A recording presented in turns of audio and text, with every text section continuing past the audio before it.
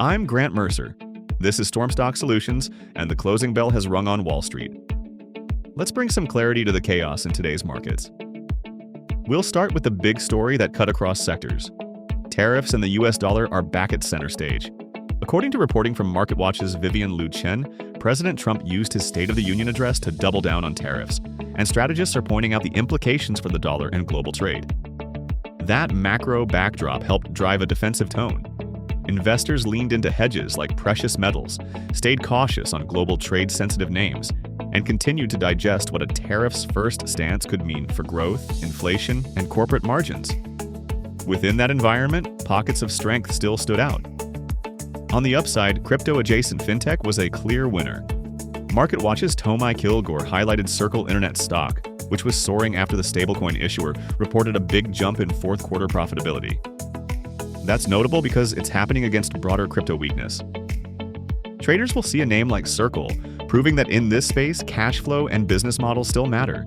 Profitable growth can decouple from token price volatility. It's a reminder that even in riskier corners of the market, the companies that show earnings power can attract capital. Healthcare innovation also grabbed the spotlight. As Jamie Lee reports at MarketWatch, for the first time in decades, a wave of new hair loss treatments is in the works. With upgraded versions of older drugs and new modalities, some are calling Botox on steroids. That language alone tells you why this got investor attention. The story underscores a broader theme. Specialty therapeutics and aesthetic medicine remain areas where demand is strong, pricing power can be attractive, and incremental innovation can open sizable markets. Commodities gave us another clear pocket of strength. Myra P. Safong at MarketWatch noted that silver has been topping gold as investors' go-to hedge against trade tensions. Silver's dual-natured role, industrial metal plus investment asset, means that even as trade escalation can slow growth and weigh on industrial demand, the hedge and safe haven bid can offset that. With tariffs back on the front page, it's not surprising to see traders preferring something that benefits from both fear and eventual recovery in manufacturing. On the flip side, let's talk about where the pressure and risk showed up. Even though Circle was a bright spot, you still have underlying crypto weakness in the background. That tells us there's a divide between speculative tokens and the picks and shovels companies building profitable infrastructure. For traders, that's an area to handle with care. The dispersion between winners and losers within crypto-adjacent names is likely to stay wide, especially as regulation and rates remain moving targets. Tariffs themselves are also creating company-specific headaches. Bill Peters at MarketWatch reported that Steve Madden pulled back from giving profit guidance as planned, explicitly citing uncertainties created by a Supreme Court tariff decision. The stock fell on that news.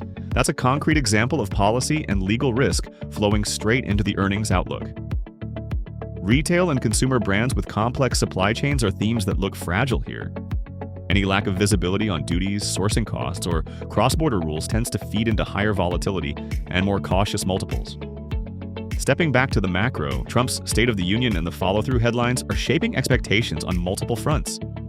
Chen's piece points out strategists are gaming out what entrenched tariffs could mean for the US dollar, potentially stronger on protectionist rhetoric, but also at risk if global investors start to worry about growth, deficits, or retaliatory measures.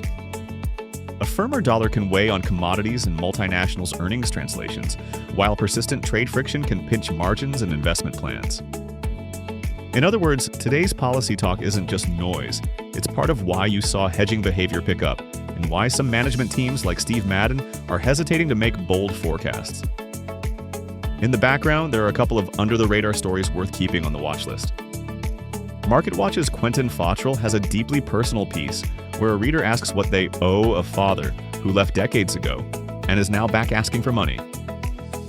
It's not a ticker symbol, but it does speak to the growing conversation around financial boundaries, caregiving, and how families manage money as costs rise.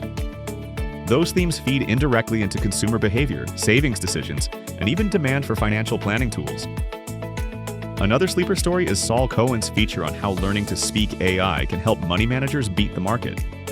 The idea is that prompting AI effectively is becoming a language of its own, and professionals who are fluent can carve out an analytical edge.